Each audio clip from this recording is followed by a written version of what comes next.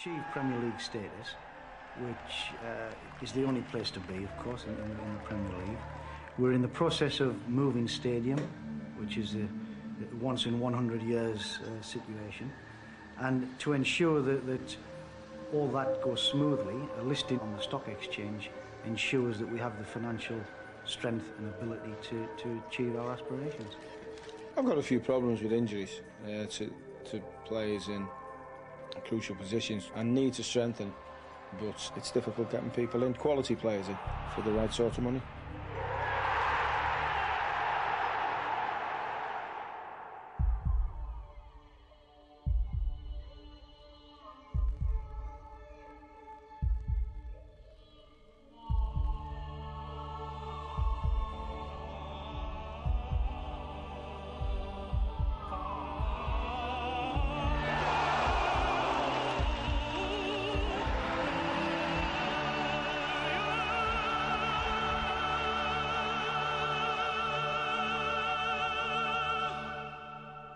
I go every week by myself, but I stand with the same crowd of people.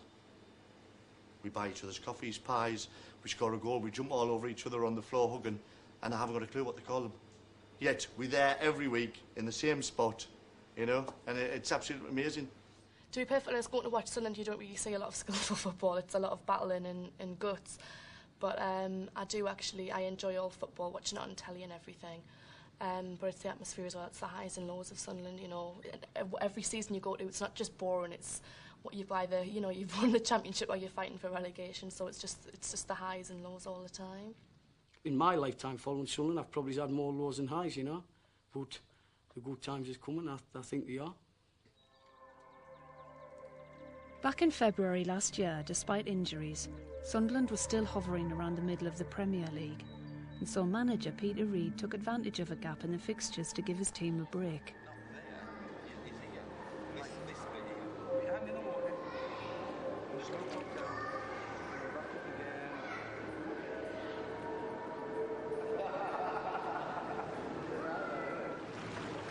Last year when we were in the promotion race, we won at Grimsby 4-0, and I brought the lads here before the game. It's a place where they can relax in the leisure facilities, and dare I say it, have the odd glass of wine. I do let them have a certain amount of freedom, and treat them. I like to think I treat them like men, and if anyone crosses me or gets out of line, they've got a problem, but usually they're a good bunch. I don't think there's anything wrong with hard work, but I don't think there's anything wrong with enjoying your hard work, and that's what we try to do. I mean, Christmas, don't forget when you were having your Christmas turkey and your Christmas, I mean, we had 4 games in 9 days. Playing New Year's Day, the lads are in bed, New Year's Eve, while everyone's having a jolly up. So there's drawbacks. I mean, I think, like any of the lads, it's a great life. It's a great life, but I mean, it's hard. You've got to work hard at it as well. It's just always my ambition to be a footballer. But as far as back as I can remember, I took a ball with me wherever I went. Always had a pair of shorts under my trousers, so if there's a game going on, I could join in. I could have gone into boxing when I was about 9 or 10, but chose to play football. We're still rehabbing, so we've got to do our work. Once we've done that, then we're going to have a sauna, jacuzzi, little swim. He's doing a bit of training this afternoon. I'm training out on the golf course. So it's just... Yeah, practising my swing. But this to us is important as much as what that is important for them. I mean, they've had a hard game Saturday. It's important for them to go in there and relax. That's the idea of the trip. For us, we got brought along to give us a break, change of scenery, but also to work, and that's what we're doing. Sound fitter then? Yeah, and stronger. Kevin eats, sleep and drink football, and he enjoys being the captain.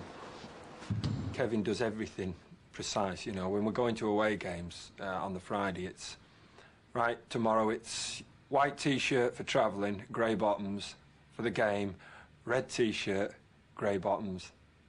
So I went round the lads one day and I said, next time he says it, I'll say a code word. I can't remember exactly what the code word was. It could have been, I'll tell you what it was. It was skipper.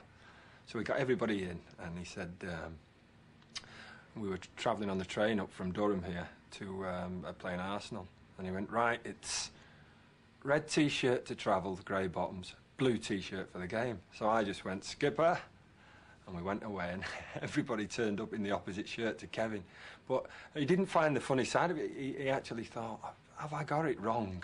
Did I actually get this wrong? I can't believe I've got it. Because we didn't tell him straight away. I mean, it was when we were on the train and Tony Colton again rang me up and said, and I was sat opposite Kevin, and Tony's asking me, what happened? How did he go on? And I'm saying, yeah, he's just sat here. And Barley went, I know what's happened now, you know, but that is how he is. He's so intense on it, and he loves getting you if you come in with the wrong coloured shirt on, fining you, or if you're two seconds late for dinner, it's a fine. But there's got to be people like Kevin Ball. Kevin would run through a brick wall for this club, and this season has probably been the most outstanding player by far. And but you know, it's quite good sometimes to take the mickey out of people, innit? Kevin's a prime target for me. Everybody comes in for stick, me probably the most being captain, but to be honest with you, I love it. Like, you know, I think it's a great thing to have where everybody just gives each other stick and has a good laugh together. You know, if we had sort of a superstar, so to speak, come to the club, we'd like to think that we wouldn't treat him any differently to being one of us, irregardless of whether they paid 10 million for him or not. And we'd like to think he had it within him to be one of us as well. It doesn't matter how much you pay for a player, you know, how big his name is, at the end of the day he's got to play within a team. And I think that's the one big thing that our manager does. He'll only buy the player that he feels is going to fit in. Cheating in his spot.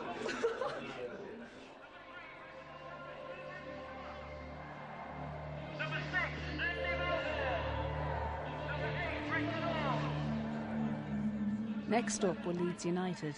Sunderland had been beaten by them already once this season, but refreshed from their break, the team were determined to get even in front of a capacity home crowd.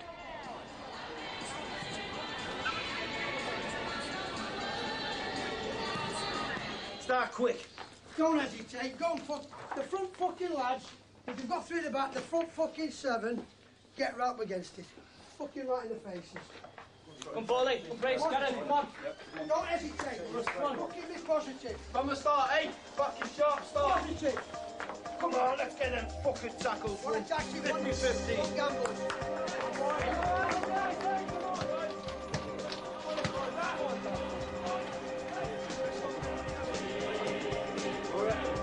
Yes, Elliot.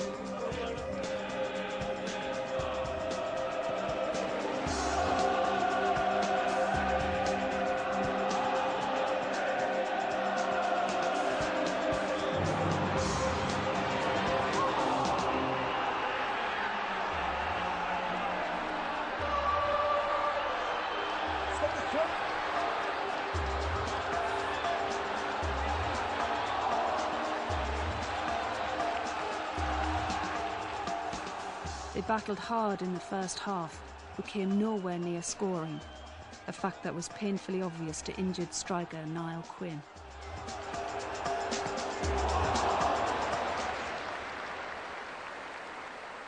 Just keep the fucking ball. If you're not sure, keep the fucking ball. Be strong on it. I know it's hard, I know there's wind, but it's fucking elementary, yeah?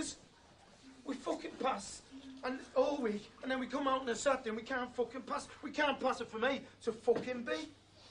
When we've got it down on a couple of occasions and passed it, we fucking can't live with you. They cannot live with you. And that's what pisses me off. Because you can do it. Keep the fucking football. That's all I want you to do. When you go out there, final third, do what you want. Be positive, shots, crosses, get on with it. But just keep the fucking football.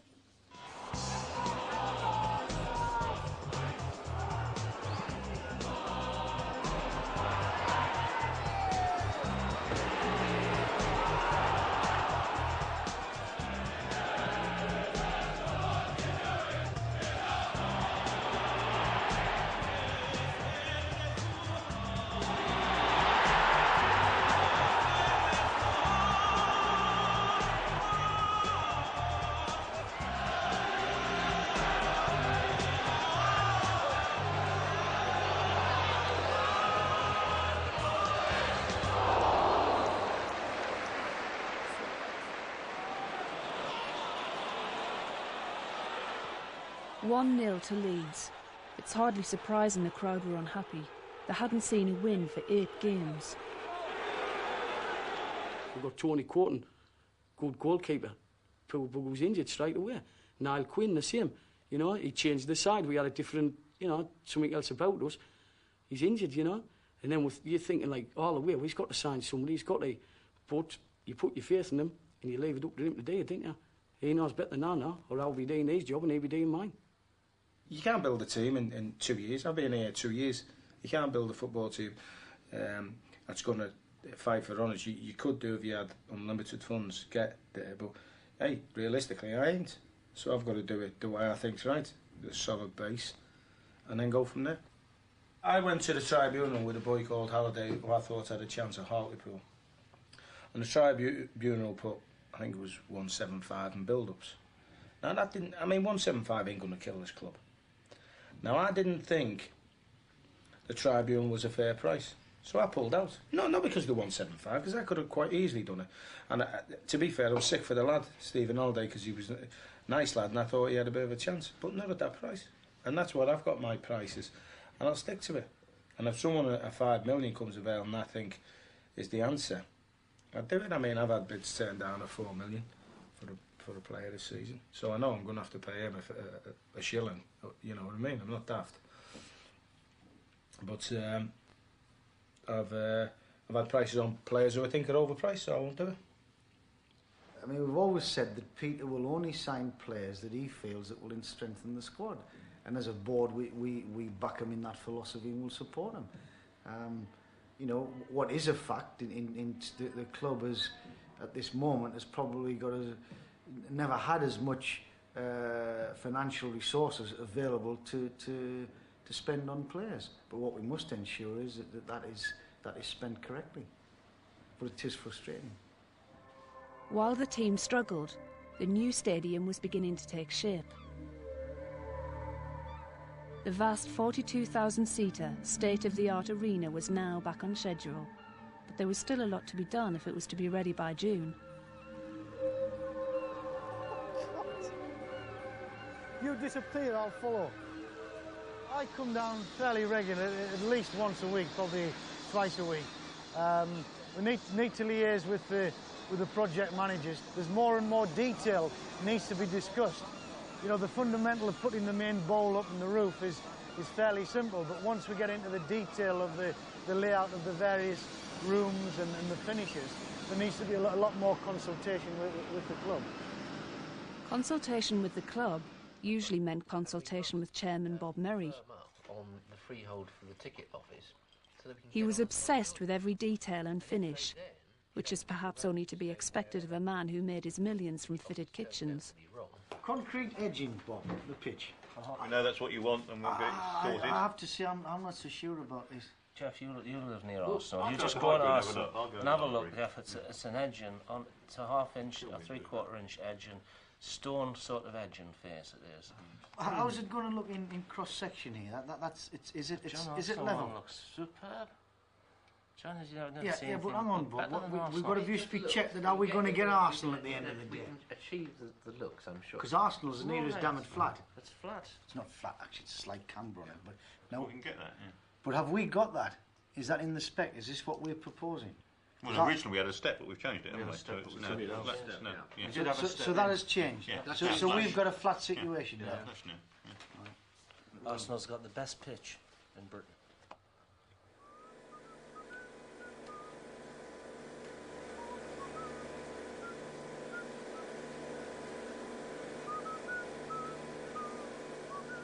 Is there such a thing as a Groundsman of the Year or something that you can enter? The Arsenal man was being the top man, I think, for the last year or two. He's got a good pitch, like. With a very dedicated people, you know, Groundsman. It's amazing what they put into the job. When they say goalkeepers marking the boxes, you know, the shutter, it absolutely goes right through them. I don't think people realise how dedicated they are. Smashing bunch of fellas, like. So would you like to win the Best Groundsman? Oh, I would like to win it for everybody that's worked here in the past. Yeah, I would love it, but I mean, I don't hold much hope of that, but it would be tremendous if I did. For the people that's worked and give a lot of their lives to the ground. For Sunderland Football Club's sake, I would absolutely love it. Yeah. As I say, it's my beloved club, and it would be tremendous.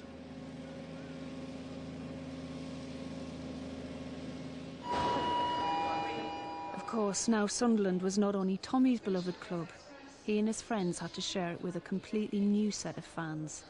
The city banks and institutions who had recently invested in the stock market flotation. In a move to calm any nervousness that the investors may have had after the club's recent performance, the board invited their bankers to visit the North East and take a look at how the money was being spent. We've got 45 minutes, David.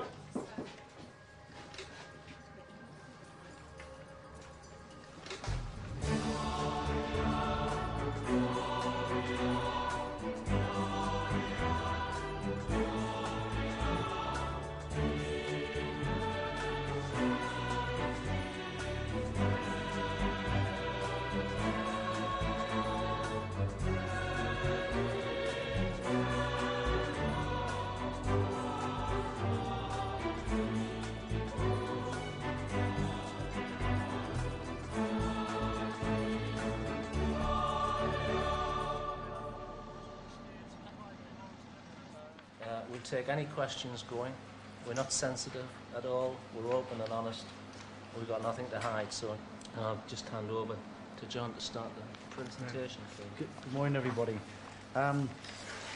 We've said for some time now that the new stadium is very, very important to the business for the future. The construction is on schedule. We have the first game arranged for the 30th of July, which is an opening game with Ajax of Amsterdam, which will be the formal celebration for the opening of the new stadium. Players, brief word on players' wages. I've already mentioned something that we are renegotiating contracts for players that we wish to keep as this year progresses, and we have managed to tie up all of those that we wish to tie up for the remainder of the season and beyond.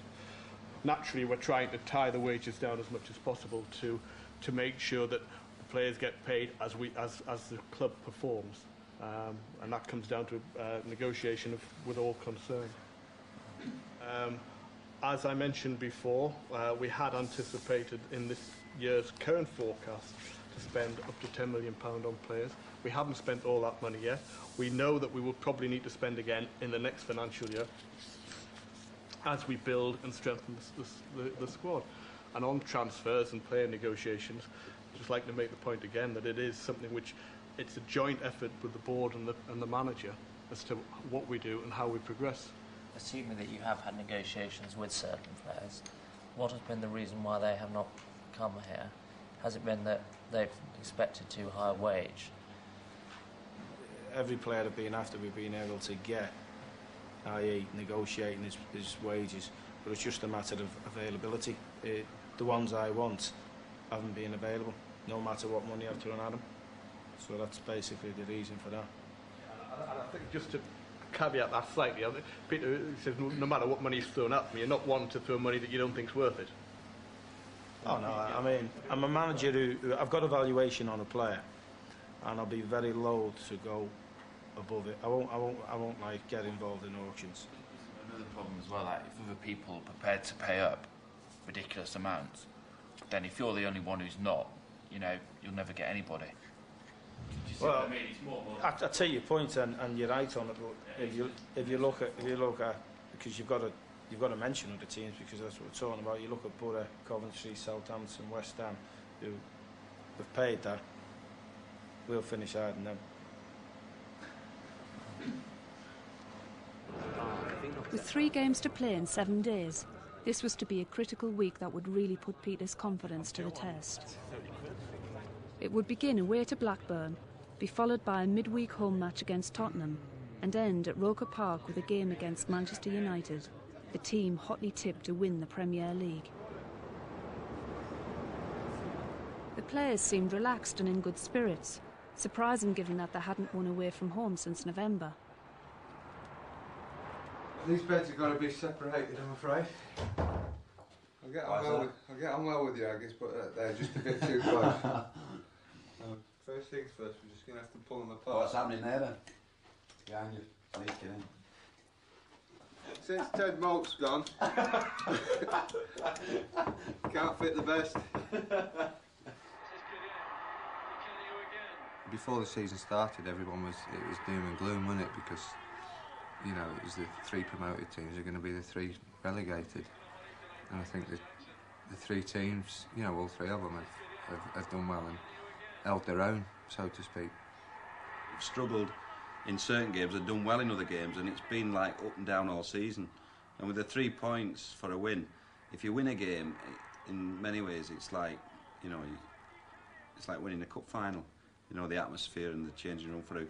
But then if you lose a game, it's the opposite effect. So it's, you know, that's how it is throughout the season. And you know, we've got big games coming up, and I mean, if we can win a game, you know, if we win again tomorrow, and you get 3 points, all of a sudden you look quite safe halfway up the league again. The night before an away match, the routine is always the same. Dinner in the restaurant at 7 sharp, wearing the right kit, or face a heavy fine from Borley. I've got the odd one, Borley, but... Wish it was grey all over. When it goes grey, it's After dinner, everyone must be in their rooms by 9 o'clock.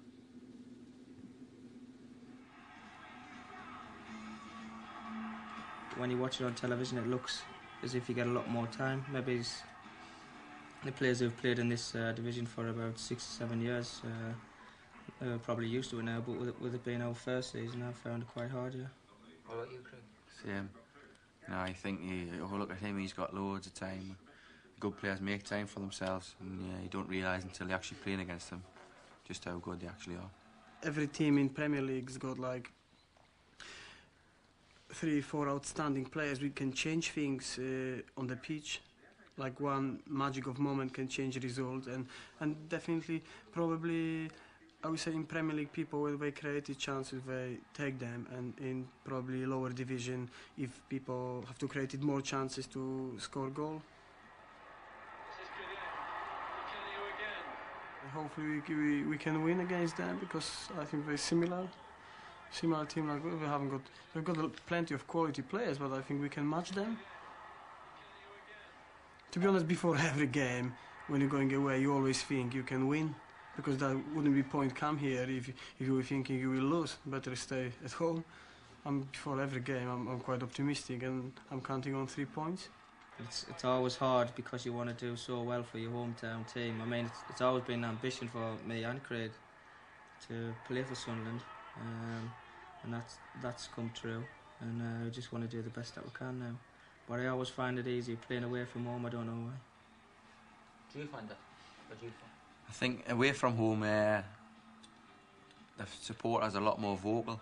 I don't know, it's because I've had a good few pints on the way down. Like, they're always out singing the home fans' teams, you know. So it's really uplifting for the lads, you know. And you go out and you see that there's a good few thousand come away, like as every game they do, and they all join in, sing together, and it's very uplifting for the players. Like.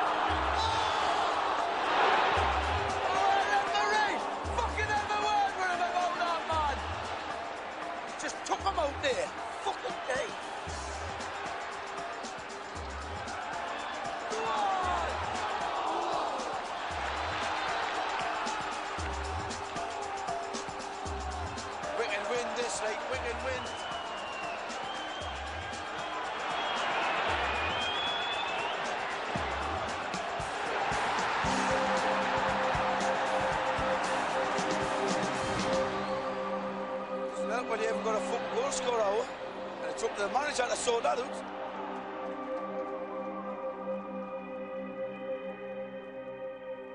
Blackburn Rovers 1, Sunderland 0. Derby County 3, Chelsea 2. Everton 0, Arsenal 2. West Ham Back into the bottom three now, Nottingham Forest are fourth from the foot, and then come Coventry and Sunderland, by no means safe. We've come here and we've defended well, but we've got a problem getting goals, and it's particularly disappointing when you get beat by that. We've got to keep on working hard. I mean, it's just going to be a battle now to the end of the season, is it? Yeah, I'd agree with that. I mean, when you're down there and we've got a lot of good games. I mean, we've got Tottenham and Manchester United to come at home. So it's a good league to be in. And we need to scrap to stay in there. There's Niall Quinn, 1.3 million. The guy, he's been there, seen it, done it. He's played for Republic of Ireland, he's played for Manchester City, whatever. The guy can score goals regularly at that level. I think at 1.3 million he was excellent bit of business, but he's been out injured since early October in the Coventry game. And to this day, he's still joint top leading scorer with 4 goals. So, you know, if we haven't got a priority, you know, you look at our goals for column, and it's been a well-known fact, we're absolutely desperate for somebody who can put the ball in the net. And he hasn't gone out and bought anybody. It's getting to a difficult time in the season now. You know, they're all novices in many ways, and the sort of crunch is on, the battle is on now. Some people get away with playing a lot of young players because there's not a lot of expected of them, and if they do well, it's a bonus, but not the Sunderland fans and the way the club is going with the flotation, with everything else. There's no room for sentiment. It's just got to be success or well, the rest you don't bear to think about the other results. So it's been harder, you know, and I think you do need, certainly amongst a team of quality young players, you do need 2 or 3 experienced players just to guide them along, help them through what can be difficult times for a young player. Have you had your Cybex testing and stuff? Yeah, I've improving all the time. So are you stronger on the right than on the left? I would say I'm up there. Yeah, in fact, I would say from when I started my left, I'd say my right is a bit better now. Yeah. I've gone 16 weeks into my operation. It's a very short amount of time for the operation I've had, the cruciate ligament repair, anterior cruciate ligament repair, I should say, and I've done better than last time. It took me 7 months last time, but this time Sunderland have been great. They've given me my headset to go ahead, do whatever I feel is right, because I've had it before, and it's been brilliant. As I say, I'm less than 4 months now, and I'm hoping he'll let me play a game today. He mightn't, though. I think the time has come to set yourself a deadline. I think you could aim, what do you think, 3 weeks? Yeah. Okay. Yeah. Brilliant. Obviously, if I'm not going to make it back, or Paul Stewart isn't going to make it back, who's a strong lad, I think I'd like to see Big Lee Howie up there. Then again, you might have signed someone this afternoon for 5 million and none of us will ever get a game again. I would have bought some more players. I mean, Darren Huckabee went to Coventry. I mean, John Hartson, £5 million, I know it's a lot, but he scored 2 goals on Saturday. So we need someone in front.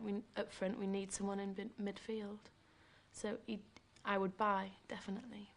I mean, obviously it's easier to say in hindsight you could buy this, but I mean, there's players that have gone. That Van Hooijdonk has gone to Notts Forest, a good player, 4 million or whatever he was. Why couldn't we have signed him? That Darren Huckabee that went to Coventry, why couldn't we have signed him? What I think of all of that is that there's some clubs who have spent a lot of money and mightn't have got the players in to do the job. So I won't spend the money unless I get the right players. Simple as that. So do you reckon you're going to just kind of... Well, I'll tell you the other scenario, right. to just nip it in the bud. I'll buy people I don't fancy, for buying sake. Now, which road will that take me down? I won't bend for anybody, and that's just the way I am. And people take me or leave me on it, but that's, you know, and I won't.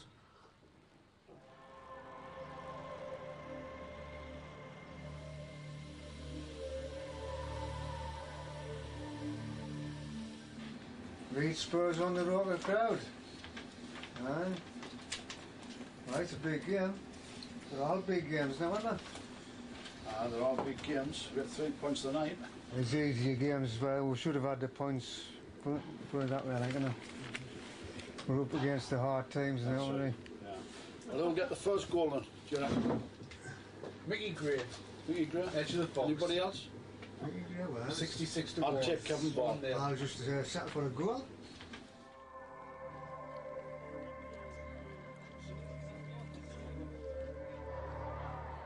So far, this hadn't been a great season for Spurs, and so everyone had a good feeling about the game.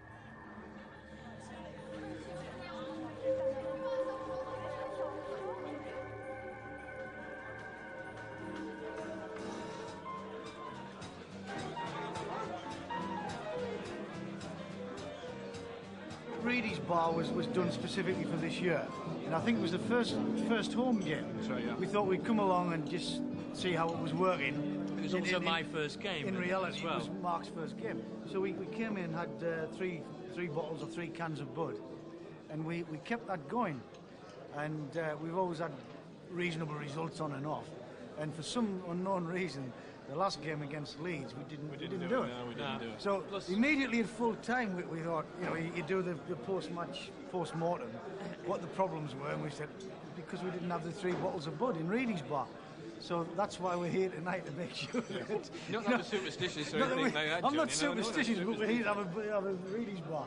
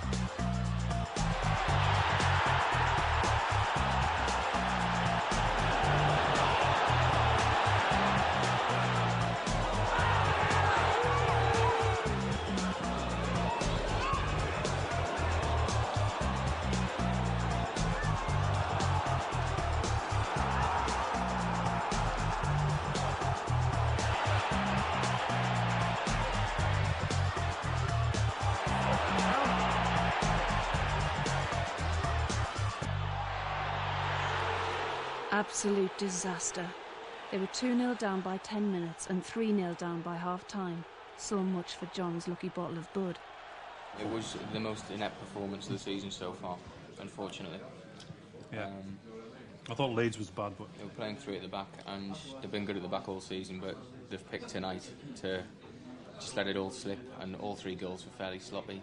And obviously with the goal scoring record this season, you can't see them getting back into it in the second half, and it was a big game for them this, and they've been really turned over in the first half, so it's not going to do a lot for morale, this, certainly. He just picked the wrong side, didn't he? Picked 3 at the back, and you go 3 at the back, and they're not going to survive at 3 at the back at this level. Not what the players will go anyway. Like you said, it looks solid with the back 4, but with the back 3, I haven't got a chance. I haven't got the wing backs to run down the wing either. And he's got limited options for the second half. So it's looking sad, I'm afraid. Sunderland cut the ribbons time and time again. It's probably the worst I've seen them play in terms of team understanding sometime. Very disappointing. Alarm bells, I think. That second half was just too painful to watch.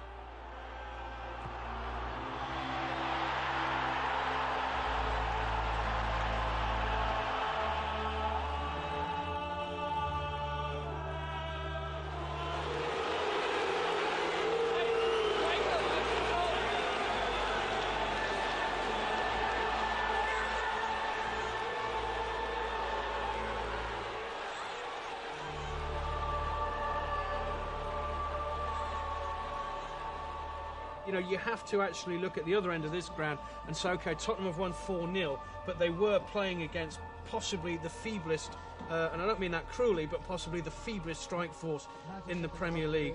They can't score goals at Sunderland. The only goal they scored here in 1997 was an own goal by Tony Adams. I went home and I was just devastated.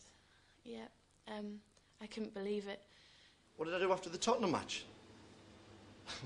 You're going to laugh here, I was in Spain. We were actually, when we got beat 4-0, but we were on holiday in Spain. But the first thing I did, because we had satellite in the apartment, was the Sky Sports was on the news for the updates all the time, and I sat there for the full 90 minutes. And it came through, we're going up the road part, there's been a score. Everson scored in 65 seconds, and it was like, oh no. So another 10 minutes went by, back to Roker Park, there's been another, and I'm sitting there praying, please, ones each, it's 2-0. And then it's 3-0 and 4-0 and, oh, you're just deflated. Absolutely deflated. You can feel the humiliation of the players. I mean, they're trying their hardest out there, and they've lost. And you could really see no way that Sunderland could have scored that much. And you feel for them. It's their career.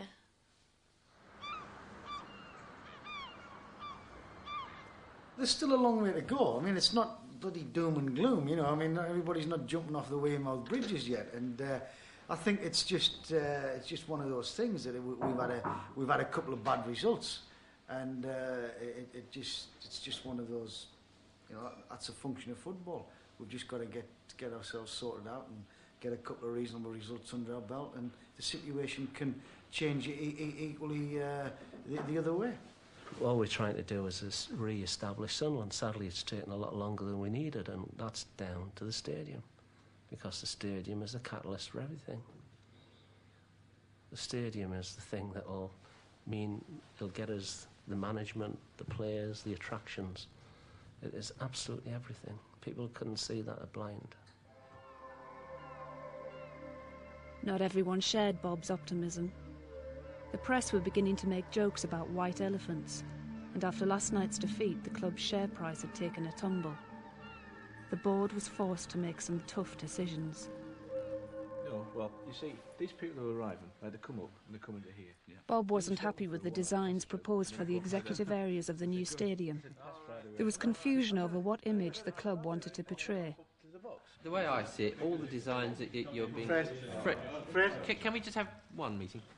The way I see it is they've given you a modern interpretation.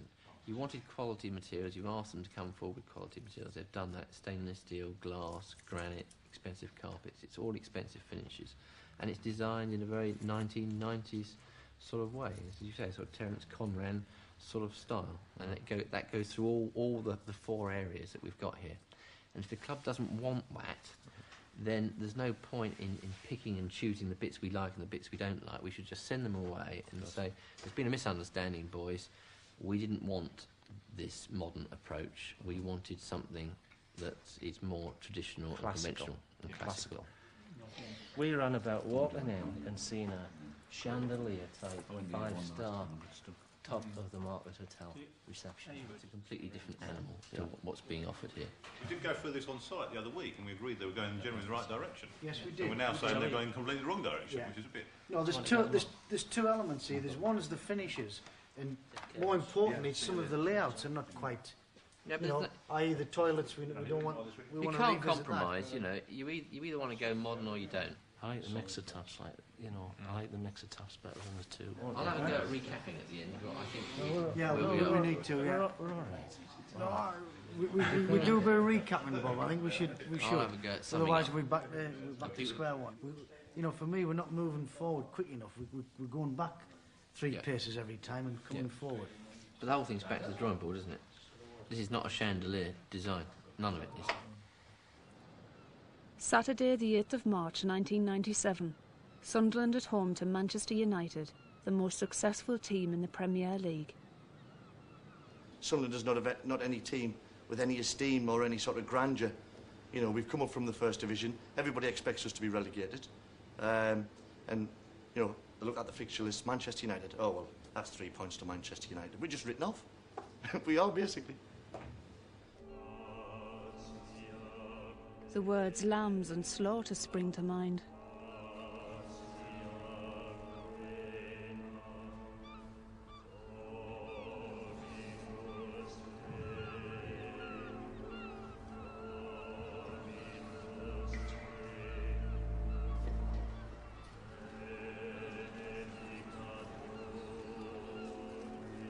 Very big one today. Want at least a draw. It's a bit much to ask for, but we'll be trying, I'm sure of that. It's an awesome task, of course, but if the lads put it together, you know, there's one thing sure, they'll be trying their hearts out, that's definite, that. We've done what we can on the pitch for them, now it's up to them.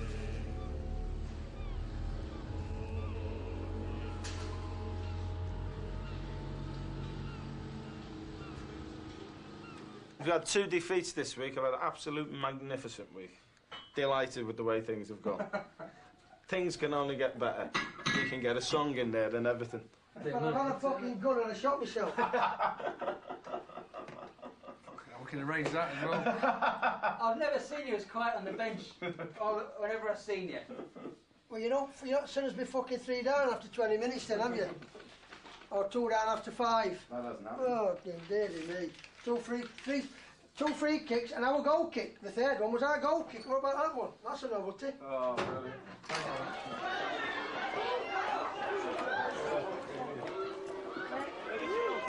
Mommy. It's a great day for us, playing top of the league side, who've come off the back of an excellent result. I mean, when I was a player, I certainly enjoyed these days. Because you're playing against the best, and if you go and look at the pitch out there, it's in immaculate condition. It's ideal for football. Maybe a wee bit too hot, but great for football. And you're playing against a good side. Carsten told this joke at the police thing. The guys were... You remember that one about... You're not going to underlight it at night, because all the white steel will be exposed, obviously, at the end of the day. Fantastic. And we're going to put alternate red and white floodlights on it, so that hopefully the impression from a distance you get this sort of red and white ball. For the boys in red and white this afternoon, in goal, number 30, Lionel Perez. Number 12, Gareth Hall. Number 2, Darius Kavitsky. Number 5, Kevin Ball. Number 4, Paul Bracewell. Number 8... My daughter's here. She thinks it's a big game. She's here for the support. The girl. She comes up every now and then. She's a big Bolton Wanderers fan. So, but I think, because we're under the cosh a bit, I think she wants to lend the support to her dad, which is always nice, isn't it? Very pleasant. And what about any other family? Do any other family come? My dad used to watch me a lot, but he's had a stroke a few years ago, and he's not really up to it. The travelling side of it, like, and sometimes he gets a bit nervous.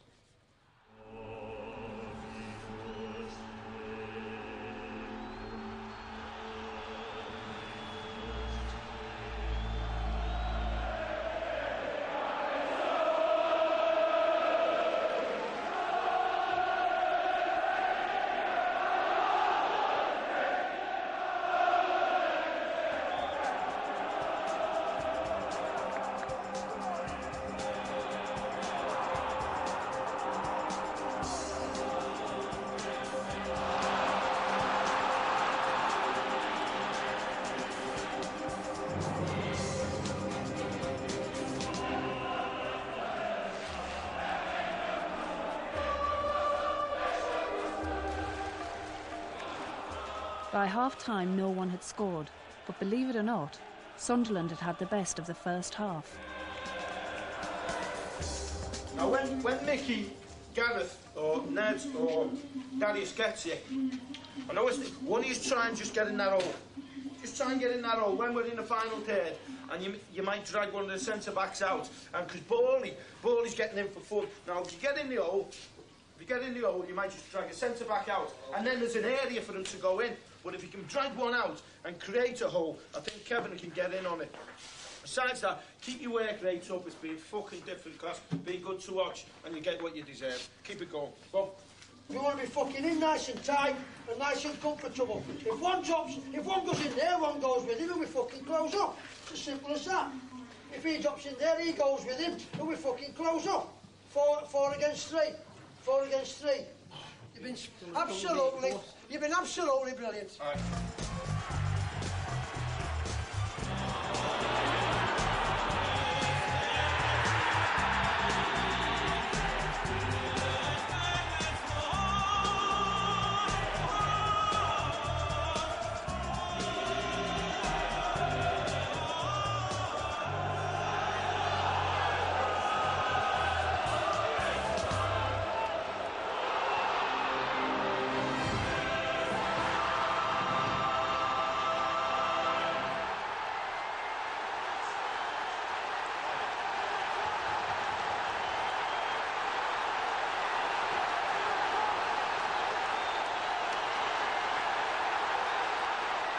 Well done, boys. Fucking brilliant. OK, they managed to score a late goal, but they still did it. Sunderland beat Man United. We were in Spain, that was on the Saturday. We had this guy on. I know it sounds daft, but it went over with Rodney Marsh, and all the guys were standing there. He says, I can't believe it. He said, you wouldn't. He said, it's just, you know, football doesn't follow any path. He said, Sunderland are winning 1-0. And I was in the apartment in Spain. I went, like, get in, you know? And then when he went back to him 5 minutes later, he said, long ball from Hall. He said, Mullins, you know, won the challenge with me, and he said he slotted under Schmeichel 2-0. And I was like ecstatic, jumping over the couch and everything in the apartment. Couldn't believe it. Couldn't believe it. You've only got 4 minutes to go. Your hopes think, well, you know, you've got 3 points. You're moving further away from the relegation zone, and it's just you can't describe it really unless you're a true supporter. You know, people don't understand. I think you're just stupid. Great, brilliant, absolutely fantastic. I was worried. It went about 5 minutes over the top. I think the referee was playing for them. Brilliant. Oh, well, it was a fantastic atmosphere. I mean, the atmosphere, that's the way we wanted. That's the right atmosphere we want. Brilliant, brilliant. But that's the real Sunderland, the real fighting spirit, like, and Kevin urging them on, you know. Barley, like, tremendous. I can't say any more, I'm too late. Thanks. See you, Tommy.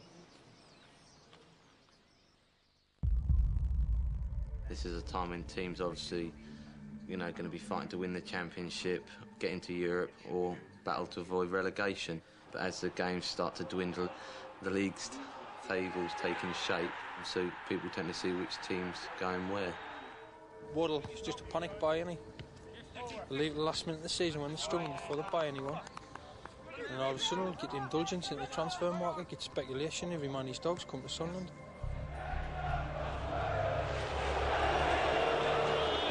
Obviously, it'd be nice to have the fans there. They should be there. It's a disgrace, you know, the way things are between Sunderland and Newcastle is wrong.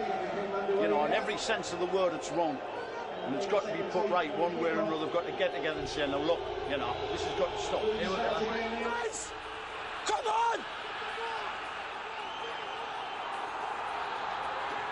Fucking come on!